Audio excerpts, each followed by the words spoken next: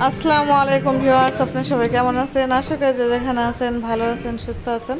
আপনাদের দোয়া ও ভালোবাসা ও আল্লাহর অশেষ রহমতে আলহামদুলিল্লাহ আমরা সবাই ভালো আছি। তো এই যে দেখতে পাচ্ছেন আমরা আম কাটছি। তো আমগুলো হচ্ছে আমার খালা শাশুড়ি হচ্ছে এসছে তার মেয়ের বাড়িতে, তো আম নিয়ে এসছে। আর এই আমগুলো দিয়ে হচ্ছে আম ডাউল রান্না করা হবে। আর এখানে যে ঝুড়িতে যে আমগুলো আছে এইগুলো হচ্ছে আমাদের গাছের আম, কাঁচা মিঠা আম।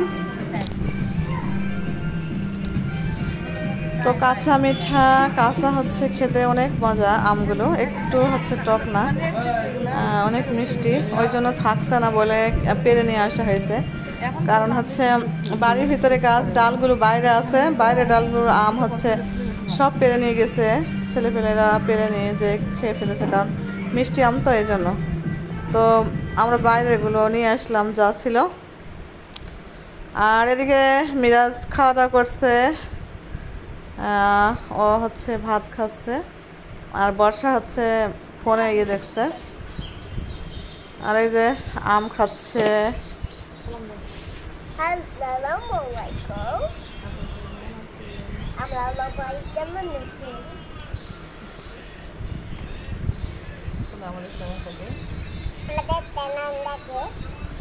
আর আমাদের রমিম বাবা এই যে সালাম দিচ্ছে সবাইকে। তো আমার বাবাটার হচ্ছে চোখে একটু সমস্যা হয়েছে।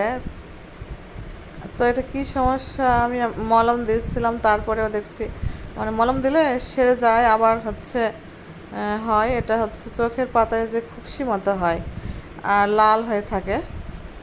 তো এই সমস্যার জন্য ওর আব্বু একটা হচ্ছে দিয়েছিল মলম, দিয়ে এই মলমটা দিলে সেরে যায়, আবার হয়। তো এই যে বর্ষা, মিরাজ তো চলে যাবে। তো আসলে খারাপই লাগছে দেখতে দেখতে 4 মাস কিভাবে কেটে গেল। খুবই খারাপ লাগছে যে এত তাড়াতাড়ি সব সময়গুলো হচ্ছে শেষ হয়ে গেল।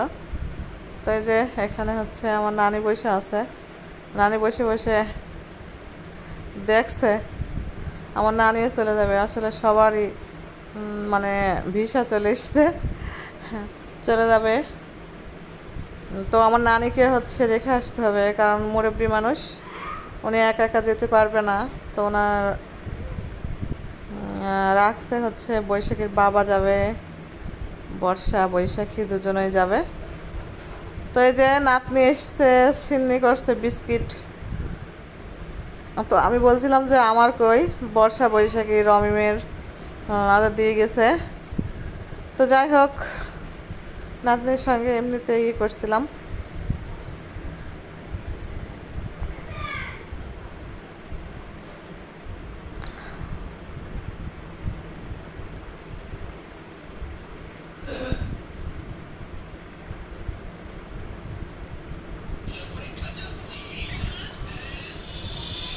তো এই যে আম দিয়ে আর মশলা দিয়ে, এখানে হচ্ছে শুকনো মরিচ, ধনিয়া, জিরে আর হচ্ছে লবণ, সাধারণ লবণে হচ্ছে ভেজে করা আর কি। তো এটা খেতে কেমন লাগে বর্ষাকে দিচ্ছিলাম যে বর্ষা খাও।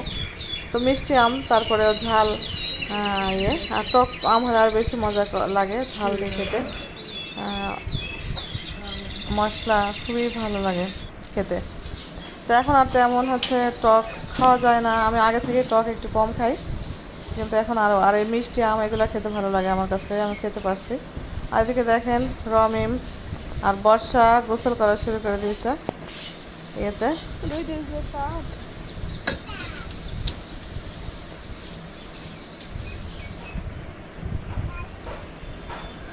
আর এখানে এই যে আম কেটে আম ডাউল রান্না করা হচ্ছে, যে আম দিয়ে ডাউল দিয়ে। গরমের সময় বেশি বেশি করে খেতে হবে আম ডাউল, তো অনেক মজাও লাগে, গরমের সময় মজা লাগে। তো দেখেন এই যে মাছ এখানে আছে, মাছ চচ্চড়ি হবে এইটা দিয়ে, আলুগুলো কুচি কুচি করে কেটে নেওয়া হয়েছে। আর এখানে করলা ভাজি করা হবে। তো আজকে এরকম খাবার হবে, মাছ চচ্চড়ি, করলা ভাজি লাল শাক ভাজি আর হচ্ছে ডাউল।